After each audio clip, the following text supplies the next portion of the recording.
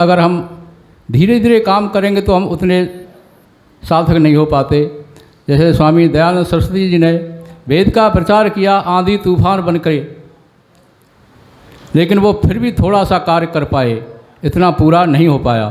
तो इसमें कहा है कि हम इतनी तेज़ी से कार्य करें, इतनी तेज़ी से कार्य करें कि जो है हमारे सामने कोई पर्वत भी आए, समुद्र आए, लेकिन हम सबको लांघते हुए अपने कार्य को हम जिस तेज़ी से और लोग कर रहे हैं, इसी तरीके से हम अपने कार्य को आगे बढ़ाएंगे तो हमारा कार्य बढ़ेगा। नहीं तो हम पिछड़ते जा रहे हैं, और ये आर्य समाज इसीलिए पीछे पीछे पिछड़ता जा रहा है, क्योंकि हमारे कार्य में शिथिलता आती जा रही है, दिन पर दिन शिथिलता आती जा रही है। आने को तो प्रोग्राम बहुत होते हैं, उत्सव बहुत कराते हैं, लेकिन कहाँ तक सीमित रह जाते हैं कि जब उत्सव होता है तभी तक वहीं तक सीमित हैं, उसके बाद फिर एकदम शिथिलता आ जाती है। तो मंत्र कहता है कि हम एकदम अग्नि ऐसे जलाएं अपने अंदर, इतनी तेज़ी में अग्नि जलाएं कि जिसका कोई ठिकाना ना हो, कोई हमें रोकने वाला ना हो। ऐसे ही आध्यात्मिकता के पीछे भी, आध्यात्मिकता में भी हम इसी तरीके से आगे बढ़ते जाएं कि हमें कोई रोकने वाला ना हो। केवल हमारा एक ही लक्ष्य होना चाहिए कि हमें केवल मुक्ति प्राप्त करनी है, केवल मोक्ष प्राप्त करना है, जिसके लिए परमात्मा ने हमें जन्म दिया है।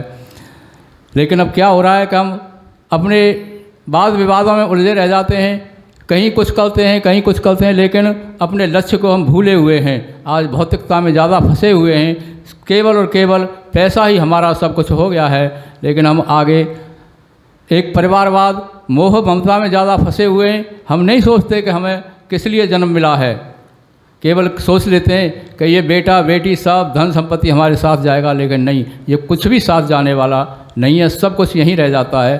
परमात्मा कितना बड़ा दयालु है, कितना बड़ा हिसाबगीर है, वो सब कुछ देता है, खाली हाथ भेज देता है और खाली हाथ ही उसको उठा लेता है। एक सुई भी अपने साथ हम नहीं ले जा सकते।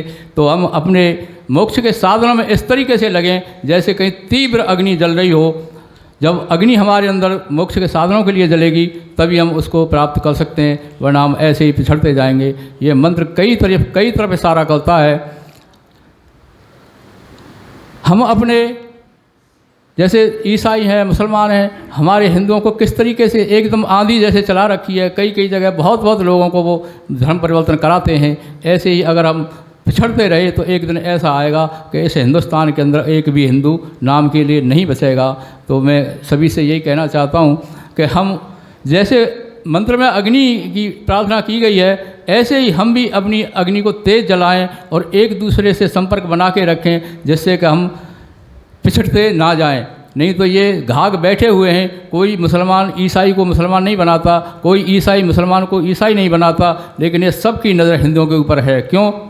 क्योंकि यही एक बेचारा आपको नज़र आता है। इसी को कहीं भी किसी भी देश में देख लो, कोई 57 देश मुसलमानों के हैं, वहाँ ईसाई क्या कर रहे हैं? वहाँ भी तो ईसाई बना सकते हैं, लेकिन नहीं बनाते।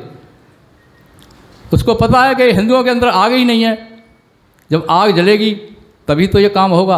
अब देखो हमारा देश जहाँ 80% हिंदू आबादी है, वहाँ थोड़े से मुसलमान भी कहीं भी हमारा कोई यात्रा नहीं निकालने देते। अब कह देते हैं जी हमारे यहाँ से यात्रा आपकी नहीं निकलेगी, लेकिन हम लोग क्या कहते हैं, हम तो धर्मनिरपेक्ष हैं जी, कोई बात नहीं, मुहर्रम की ताजिया निकल जाने दो। लेकिन वो अपनी गली में होकर आपकी शोभा यात्रा नहीं निकलने देंगे।